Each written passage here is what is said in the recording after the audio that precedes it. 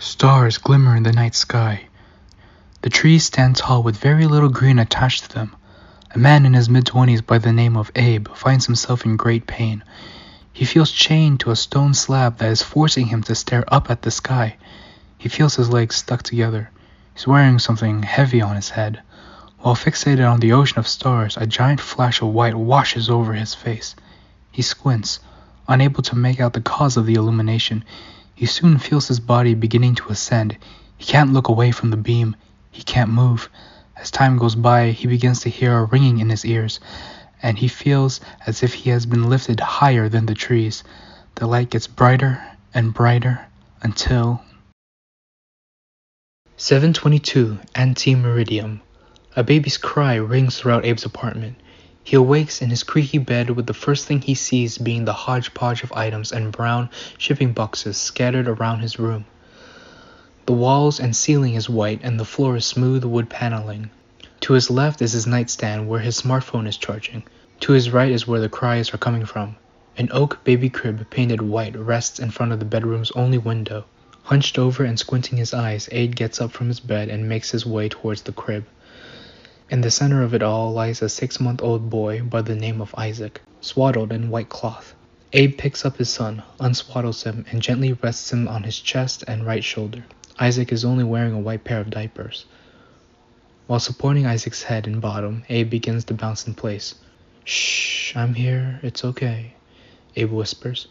He exits the bedroom into a small hallway leading to the living room. A few more shipping boxes can be seen scattered across the room along with a single brown couch. On the other side of the living room is the kitchen, where Abe opens the refrigerator and grabs a baby bottle filled with breast milk. After closing the door, he sits down on the couch and starts feeding Isaac. "Come on," Abe states quietly. "Breakfast is served." Isaac gradually calms down with his hands attempting to grip the bottle and his eyes looking up at Abe. "It's not a titty, but it's still from mommy," Abe quips as a small exhale leaves his nose. Now walking around the apartment and still carrying Isaac, Abe stops in front of the wall on the right side of the apartment's entrance. The wall is covered with Polaroid photos being held up by Scotch tape. Most of the photos are of his wife, Melody, holding Isaac.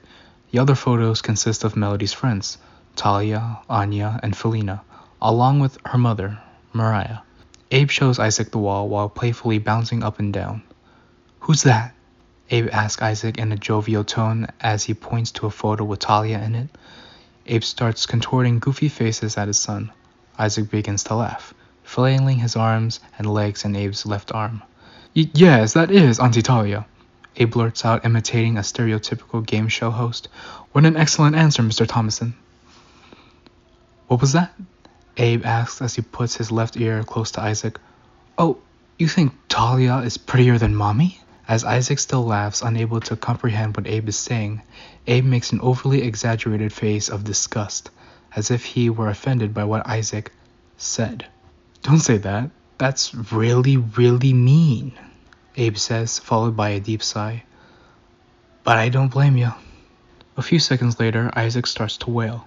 His eyes are closed and his toothless mouth is open. The smile on Abe's face quickly shifts into a more worrisome expression. He looks around the apartment trying to remember what to do.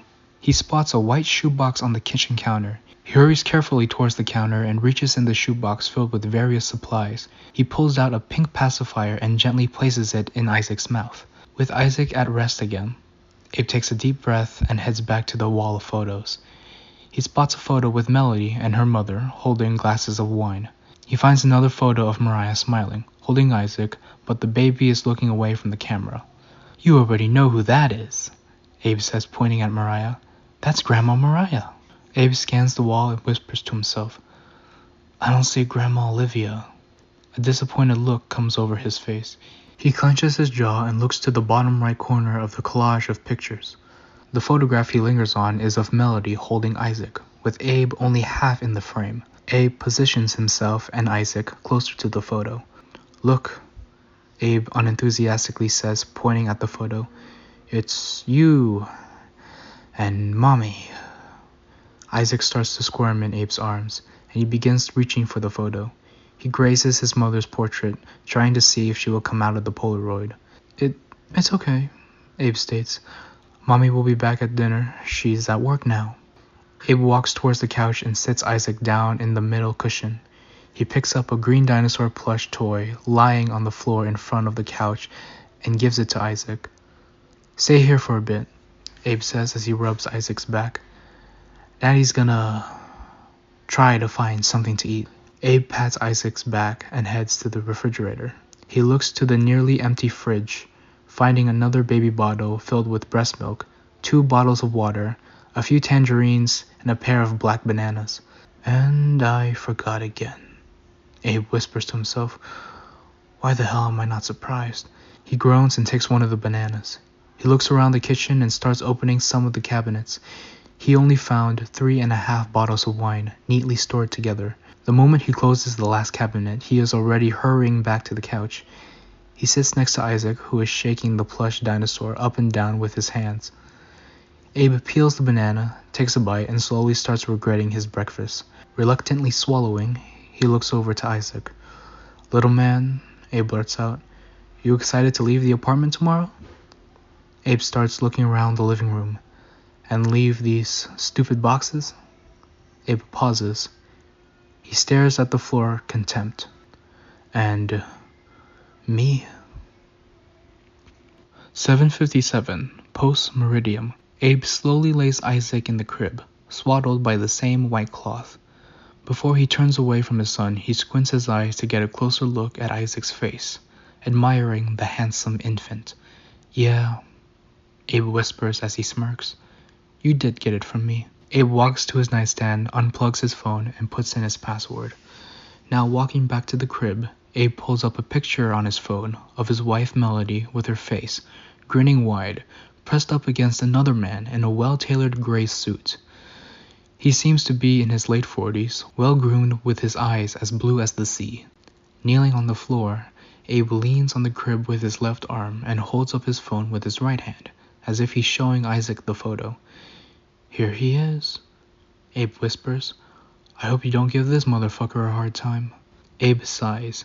He squints at his phone screen, trying to find something he might have missed. "I know he has the money and time to buy you the right color pacifier," Abe says monotone. Abe fiddles with his wedding ring with his thumb. He rotates it around his finger, gently pushing it upward, yet hesitant to take it off. Abe stands up just to sit down on the edge of his bed.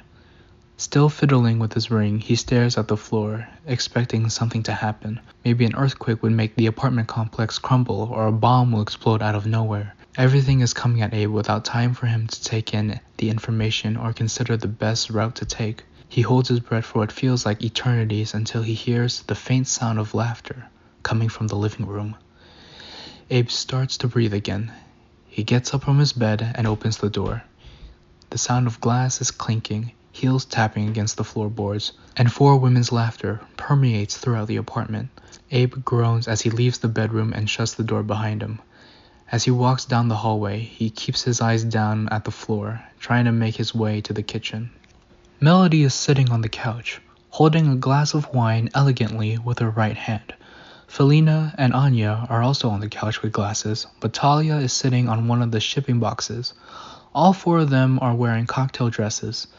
Melody's in black, Felina's in blue, Anya's in yellow, and Talia's in red. Anya has her smartphone out, taking selfies and scrolling through her social media. Abe opens the fridge and grabs a tangerine. Starting to peel the orange fruit, Abe hears the women transition from talking out loud to suddenly one of them whispering. Though they are quiet, he can easily make out what they're saying. "I mean, he's just, respects both me and Isaac," Melody whispers to her girlfriends. "And Cole's house, his house is, really, really nice." "Aw, little baby Isaac," Talia says. Yeah, but you want to know why Cole is like that?" Anya chimes in. "Ooh, she told me about this yesterday," Felina states, putting her glass on the floorboard. Anya pauses as she gives Melody a smile. "You're a Libra." The girls raise their heads in realization as Anya continues. "And he's a Gemini."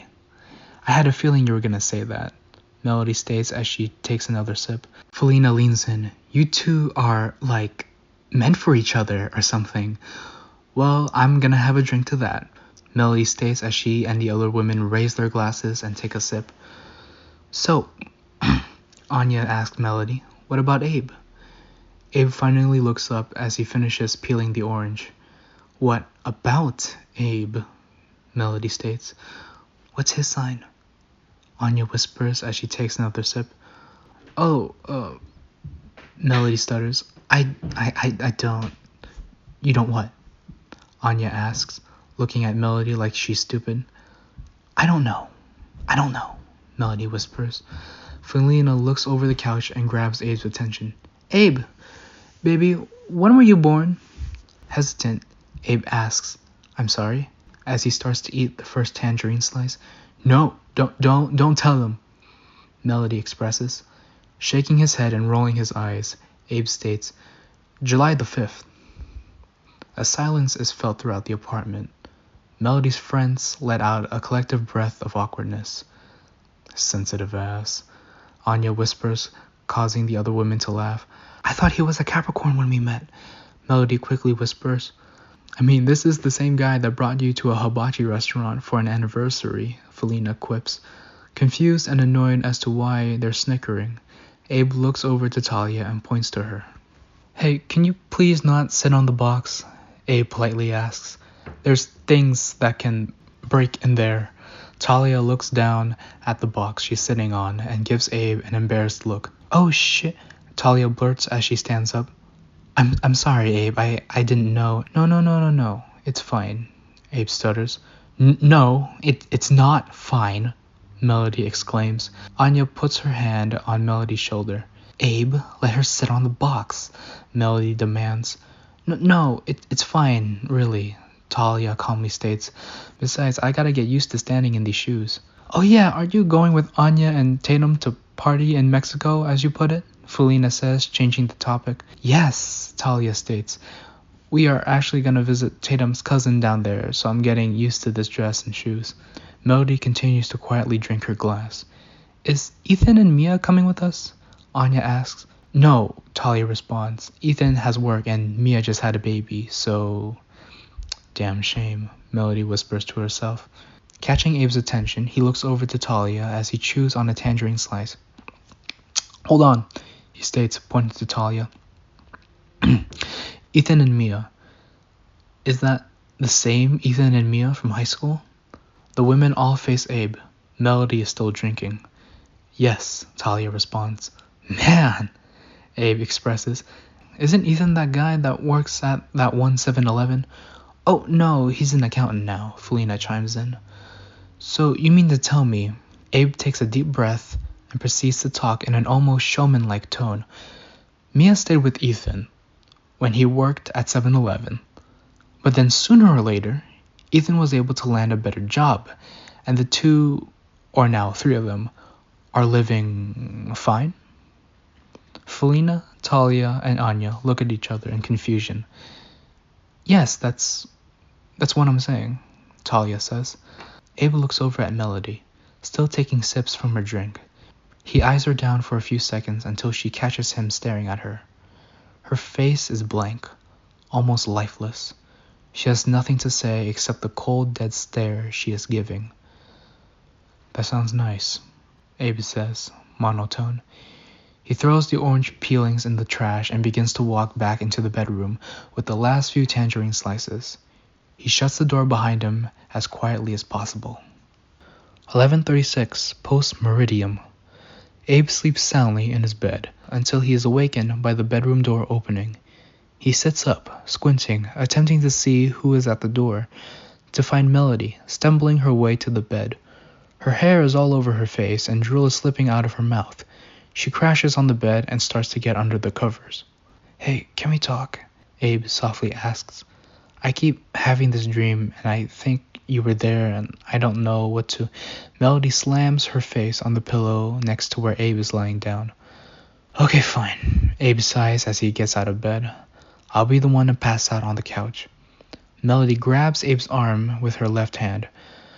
Cole, baby, please stay in bed with me. Before Abe responds, he notices something on Melody due to the faint street light coming from outside the bedroom window. There is no ring on Melody's finger. Clenching his jaw, he gently removes Melody's hand off of his arm. "I'm sorry, baby," Abe responds softly. "I have to go now."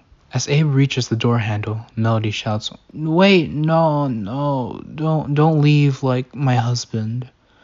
Abe stops in his tracks, confused and insulted by what he just heard. He looks at Melody's drunken self and asks directly, "What about your husband?" "Oh, don't," Melody begins to blurt out. "Don't worry about him. He's like disposable to me, and he's leaving me on I think tomorrow, so you have like nothing to worry about. All you have is me." Abe stands small in front of the bedroom door. Unable to fathom what he is hearing, he walks to the side of the bed where Melody is lying down. Abe leans in and says, "I cannot wait for you to spend all of my money on your useless shit." A few seconds later, Melody blabbers, "Cole, you always know what to say." Contempt, Abe walks back to the door and takes one more look at Isaac's crib. Letting out a deep sigh, he swings the door open and gently closes it behind him. He makes his way towards the couch while simultaneously maneuvering himself through the shipping boxes. He turns on one of the lights from the kitchen so he can softly illuminate the living room. He sits on the couch, rubbing his face with his palms, trying to think how he will get through this. All of a sudden, he spots the box that Talia was sitting on, and out of curiosity, he gets off the couch and opens the box. A random assortment of items can be found as Abe rummages through the box. He finds a gray Polaroid camera with a strap, covered in dust. He smiles, genuinely pleased with what he found. He readies the camera, holds out his hand in front of the lens, and takes a picture. The camera flashes and the photo comes out of the front. "Shit, that actually worked," Abe says. Still looking through the box, he finds a Polaroid photo of him and his mom. He is wearing what seems to be a graduation gown, and his mother has her right arm wrapped around him as she holds a blue rosary in her left hand. They are overlooking the ocean. The sky is gray, but Abe and his mother's smiles do not reflect the weather. Abe puts the items back in the box. He collapses on the couch, trying to go back to sleep. He fiddles with his wedding ring, eyes closed. He twists that piece of jewelry back and forth as it slowly comes off his finger. A few seconds of settling in, he stops twisting the ring, only for it to stop halfway on his finger.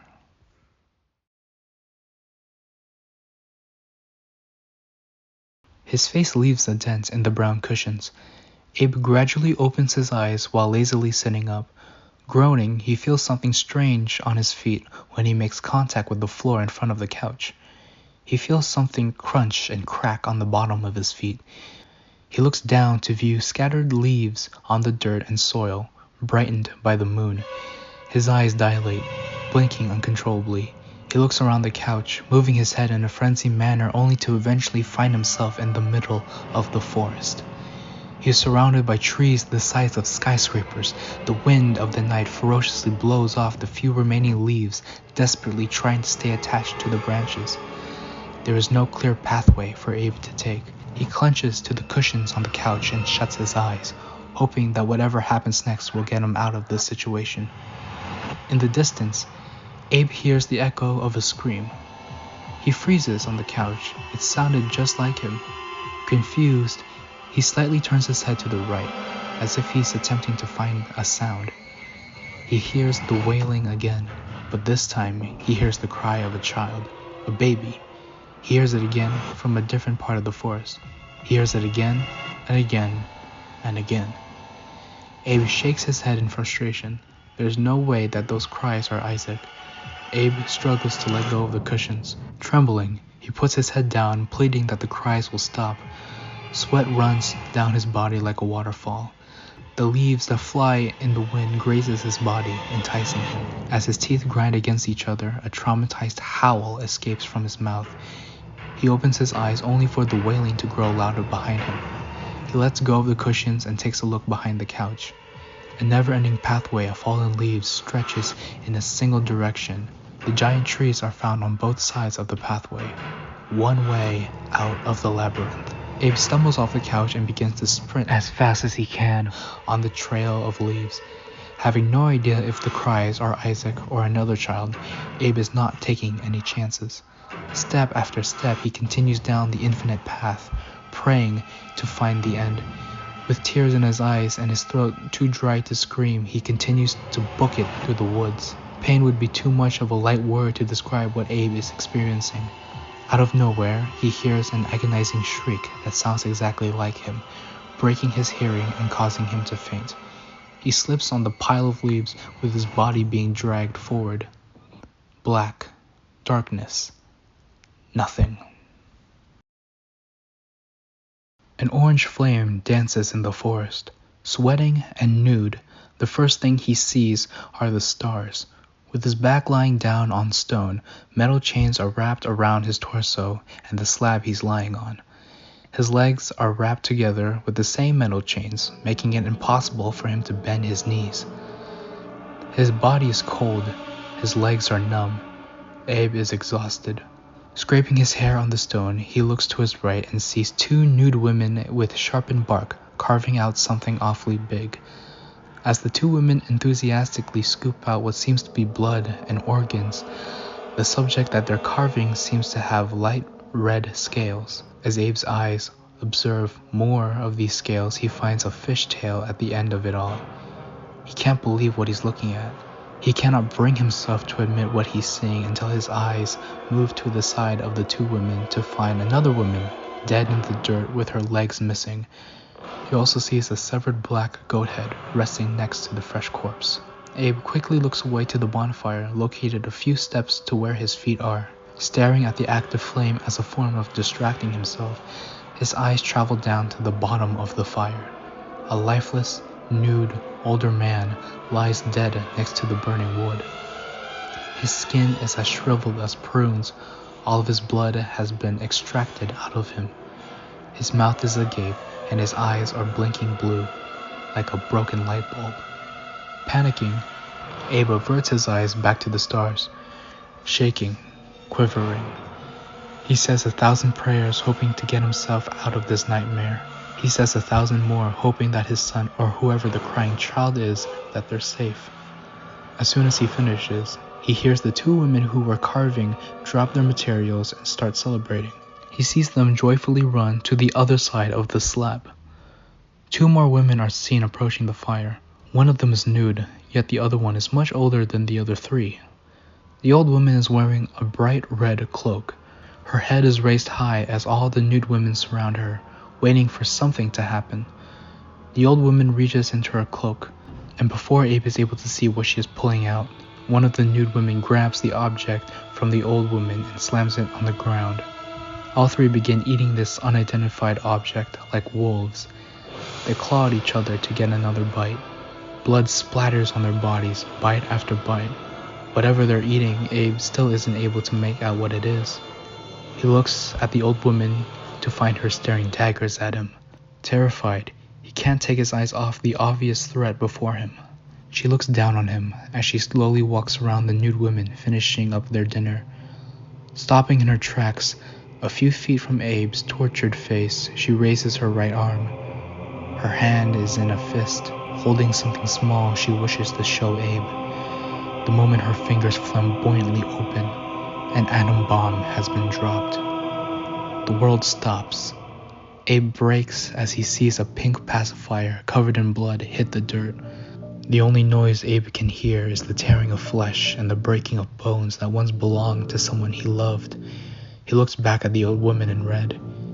He stares the devil in the eyes only to be greeted by the same blank face. She has nothing to say except the cold, dead stare she is giving. The nude women finish their last meal. They stand up and begin to celebrate. Their liberated movements exude confidence as they dance in the pale moonlight, yelling, flailing, twerking. It all stops when the old woman in red points her wrinkled hand at Abe. The same hand that mocked the father gives a silent order to her coven of witches. The nude women start to chant. Even though Abe doesn't understand what they're saying, he assumes that they're speaking Latin. They're in sync with each other. Their pronunciation is exquisite. they bring over the hollow mermaid tail and the severed goat head. They insert Abe's legs in the tail, remove the goat horns with the skin and fur still attached, then place it on top of Abe's head. He remains static, traumatized. He understands that squirming out of the chain will not do him any justice. The women continue to chant. O beati stellas, facimus hominem ad imaginem nostram, nos nun sunt satiate, sunt semper non sunt satiate, averus sumos, oso reaxi, muta est signum. Repeating the lines over and over again, they sway their arms in unorthodox patterns. The leaves react to their movements, swirling around the stone slab Abe is chained to. He feels his insides churn as the flow of the faded leaves dictates his directions. The women's words grow increasingly louder as the seconds go by. Abe's eyes are glued to the stars. In his peripheral vision, he sees the trees shed their last leaf. The stars finally align to create what seems to be a mountain turned upside down. Abe begins to ascend. He hears the cries of joy from the women jumping in the dirt, cackling, frolicking. His legs are stuck together and his head is heavy. While fixated on the constellation, a giant flash of white beams over Abe's body as he gradually rises. It's inviting him. Instead of closing his eyes, he stares down the blinding light. His body is tense, his heart is racing. With no other way to escape such power, Abe chuckles. As if he's watching a stand-up show, he continues to laugh, harder and harder. He struggles to catch his breath, but he's still able to keep his eyes locked on his own demise. The amount of suffering, confusion, and resentment is finally being released. Eyes are on fire. Body is spasming around in the chains. He has nothing. He is nothing. Nowhere to run, nowhere to hide. Until the stars disappear. Abe looks around and notices that there are no chains wrapped around his body. His head feels light and he can move his legs again. But before he can take his first breath, he falls from the sky abruptly. He catches glimpses of the moon and the tall trees. He can already imagine his body crashing into the dirt, taking his life in an instant. There's a ringing in his ears, and he can feel the wind violently move past him until 4:23 Anti-Meridium. Abe's body jerks on the couch. He awakens only to be greeted by the irritation of the crust on his eyelids. He rubs his eyes as he sits up on the couch, and the moment his feet touch the floor, he feels something soft. He looks down to see Issac's stuffed dinosaur being crushed by the bottom of his foot. Stepping off the toy, he views his left hand to find his wedding ring in the middle of his ring finger. Rolling his eyes, he takes off the ring without hesitation, stands up and makes his way towards the kitchen to put the ring on the counter. Looking disheveled, he turns on one of the kitchen lights and opens the fridge to grab a bottle of water. After closing the fridge and twisting the top of the bottle off, he takes a big gulp of water. He puts the bottle on the counter and clears his throat. He lays both of his hands on the counter and puts pressure on it to support himself as he slightly leans forward. His expression is blank, dull. The world has stopped again for him to process how he is going to deal with what comes tomorrow. Scanning the living room, he continues to take sips from his water bottle. He eyes down the box that contains the Polaroid camera. The box sits comfortably on the floorboard as Abe lingers on it, wondering if there's anything in the box that can help him with his situation. He squints his eyes, and for a brief second, he has a look of realization. He quietly expresses. He puts down the bottled water and begins to walk towards the bedroom. Abe opens the door and sees Melody sleeping on her side, with dark red vomit covering the pillow next to her. He can smell the scent of red wine the moment he steps into the room. Without batting an eye, he walks over to the crib and sees Issac soundly asleep. Longingly, with a hint of regret in his eyes, he stares at his son, wondering why is he sleeping so well. Abe sighs and looks up at the ceiling. He places his hands on his hips and turns his head towards the door. Next to the doorframe is one of the many brown shipping boxes scattered throughout the apartment. "All right," Abe whispers. 7:31 Anti-Meridium. Abe is out in the apartment's parking lot, carrying his keys and a heavy box to his car. He opens the trunk and carefully puts in the box. Closing the trunk, the sound of his car keys can be heard jingling in his hands. He walks back into his apartment, opens the door and closes it gently behind him. Grabbing a pen and a mini notepad on the kitchen counter, he writes a short letter on the front and takes it to the bedroom. He picks up Issac and places the letter in the crib. It reads, "We'll be back at 10. He takes the shoebox full of baby supplies and the last baby bottle in the fridge. Going back to his car, he places the supplies in the front passenger seat. Still asleep, Issac is placed in his car seat in the back of the car next to one of Abe's shipping boxes. Abe carefully buckles his son, closes the door, and gets back into the driver's seat. Buckled up and doors closed, Abe starts the car and drives out of the parking lot. 8:47 Anti-Meridium. Out of the car, Abe holds Issac in his arms, feeding him the breast milk from the baby bottle. He bounces in place like he did back in the apartment. They're overlooking a vast ocean that stretches far and wide. As Abe looks around, he spots the hibachi restaurant on his right.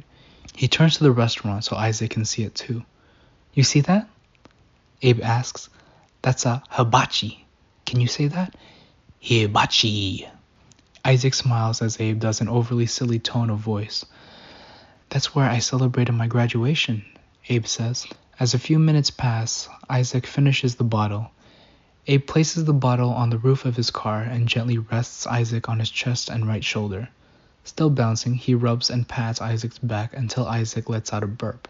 "Yup," Abe says. "Just let it out. All out." Abe opens the back passenger door where the shipping box sits and takes out his Polaroid camera. Closing the door, he walks closer to the ocean with Issac in his left arm and the camera in his right hand. Issac looks up at Abe's face and the camera in curiosity with a hint of confusion. Abe faces away from the ocean and extends his right arm with the Polaroid lenses facing him and Issac, his finger on the button. He looks at Issac, encouraging him to smile. "Come on," Abe says. "I know Mommy taught you how to smile." Awkwardly, but genuine, Abe smiles for the camera and presses the button on the Polaroid. The flash makes Issac wince. The photo comes out of the camera, and Abe grabs and starts to shake the photo. But before Abe sees the final result, he hears Issac cry. He quickly places the Polaroid on the roof of the car next to the empty baby bottle, opens the front passenger door, and grabs another pink pacifier from the shoebox. "Shh," he hushes as he puts the pacifier in Isaac's mouth. "I know I don't like the light too." He kisses the top of Isaac's head, as Issac gradually calms down. Abe sits down in the front passenger seat and moves the photo and the shoebox of supplies on the car's console. He takes a look at the pacifier in Isaac's mouth along with the pacifiers in the shoebox. "You want to know why they're pink?" Abe asks Issac as he taps the pacifier in Isaac's mouth. "It's because Mommy thought you were going to be a girl," Abe states, making a goofy face. "I know that's very silly for her to make me buy it in advance." Abe takes a deep breath and says, "But you're here now, and it's all okay."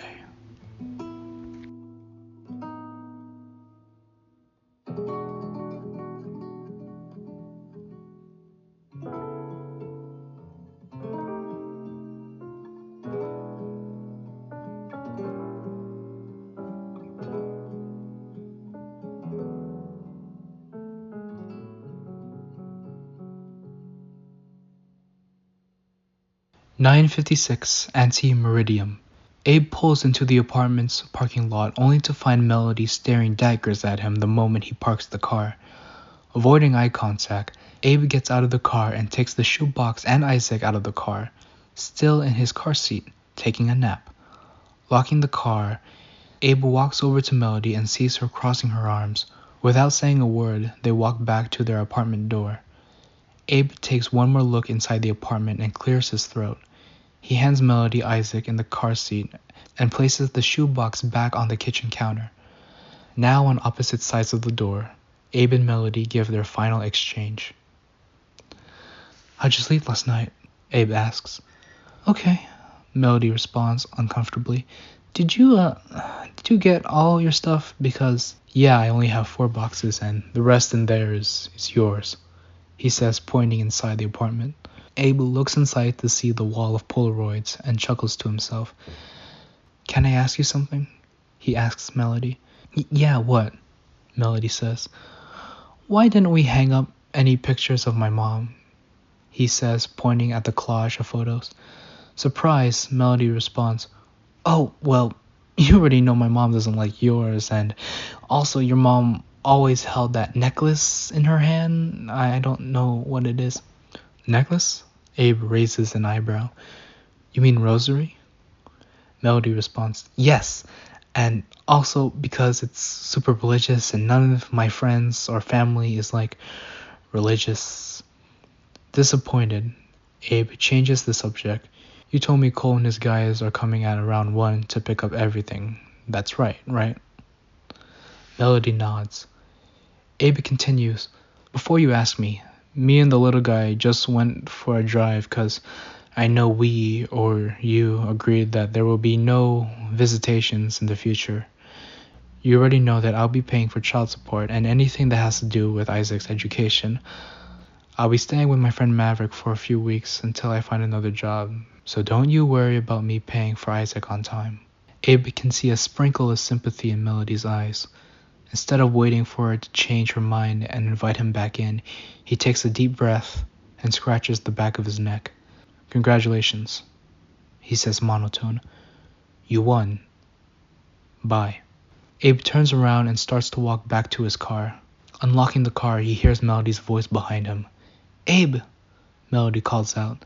Stopping and turning around, Abe sees Melody still holding the car seat. Though he is fed up, he maintains his composure. Yes? He politely asks. Hesitant, Melody asks, do you think I'm a hoe? Their eyes are locked together. No matter what Abe says next, he already knows that she will be furious. Everything in his being is telling him not to say what is truly on his mind. He clears his throat and says, you know the answer.